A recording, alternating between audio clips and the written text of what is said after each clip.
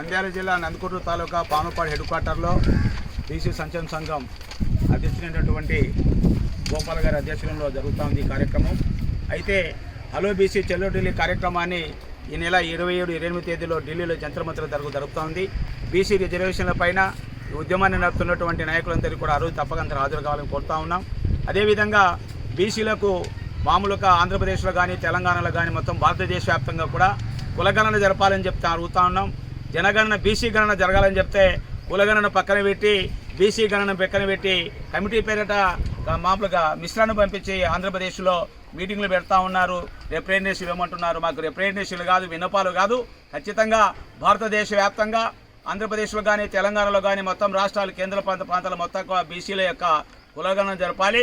కులగణన తర్వాత బీసీ గణన జరపాలి. అదేవిధంగా బీసీ రిజర్వేషన్లు 34% రాజకీయ రిజర్వేషన్లు ఖచ్చితంగా అమలు చేయాలని చెప్పి డిమాండ్ చేస్తూ ఉన్నాం. అదేవిధంగా పార్లమెంటులో బీసీలకు బిల్లు పెట్టాలని చెప్పి 20 తేదీ నుంచి కూడా జూన్ 20 తేదీ నుంచి కూడా కేంద్ర ప్రభుత్వం ప్రయత్నించొచ్చి మళ్ళీ బీసీ ప్రధానమంత్రి అయినటువంటి నరేంద్ర మోడీ గారు ఆలోచించాలా. ఎందుకంటే బీసీలకు పెట్టినప్పుడు ఓసీలకు మాత్రమే మహిళలకు మాత్రమే రిజర్వేషన్లు పోతాయి, బీసీ మహిళలకు రిజర్వేషన్లు ఉండవు. కాబట్టి ఆ పంథాను కూడా ఆలోచించాలి. ఎందుకంటే బీసీ ప్రధానమంత్రి కాబట్టి బీసీల వైపున మీరు కొంచెం ఆలోచించాలని చెప్పి, ఎందుకంటే ఈ కార్యక్రమాన్ని అంతా కూడా యా పార్టీలో ఉన్నా యా వర్గంలో ఉన్న బీసీ సంక్షేమ సంఘం జాతీయ అధ్యక్షుడు ఆర్ కృష్ణయ్య గారు మనము ఖచ్చితంగా ఢిల్లీ కోటను బద్దలు కొట్టాలి, ఖచ్చితంగా మన రిజర్వేషన్లు కావాలని చెప్పేటువంటి ప్రయత్నంలో ఈ ఉద్యమాన్ని హలో బీసీ చలో ఢిల్లీ కార్యక్రమం జరుపుతూ ఉన్నారు. ఇప్పటికి ఆయా కేంద్ర మంత్రులను ఎంపీలను కలుపుకొని చంద్రమంత్రుల దగ్గర అనేక ఉద్యమాలు చేయడం జరిగింది. మళ్ళీ అదేవిధంగా ఈరోజు చూస్తే ఆంధ్రప్రదేశ్లో కానీ తెలంగాణలో కానీ వివిధ రాష్ట్రాలలో కూడా ఆ పార్టీలో ఉన్నటువంటి బీసీలకు ఏదో డైరెక్టర్లు పోస్టులు ఇచ్చి ఆ డైరెక్టర్ పోస్టులు ఇస్తే లాభం లేదు, రాజకీయంగా ఖచ్చితంగా కార్పొరేషన్ చైర్మన్ ఇవ్వాలని చెప్పి డిమాండ్ చేస్తూ ఉన్నాం. అదేవిధంగా కార్పొరేషన్ చైర్మన్తో పాటు దేవాలయాలు ఉన్నాయి.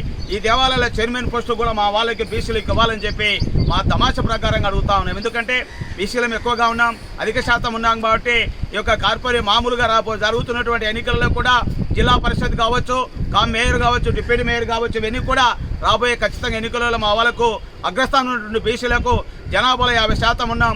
మేము ఎన్నెమికలాగా ఈ భారతదేశంలో జనాభాగా ఉన్నాం. కాబట్టి ఆంధ్రప్రదేశ్ ముఖ్యమంత్రి చంద్రబాబు నాయుడు కావచ్చు, అదేవిధంగా ఉన్నటువంటి డిప్యూటీ శాఖ మంత్రి డిప్యూటీ సీఎం అయినటువంటి పవన్ కళ్యాణ్ కావచ్చు, బీజేపీ మాధవ్ కావచ్చు, తెలంగాణలో రేవంత్ రెడ్డి కావచ్చు, ఈ విధంగా మామూలుగా అన్ని వచ్చిన తర్వాత అధికారం వచ్చిన తర్వాత బీసీలకు ఏదో తూతో మంత్రంగా పదవులు ఇస్తే లాభం లేదు.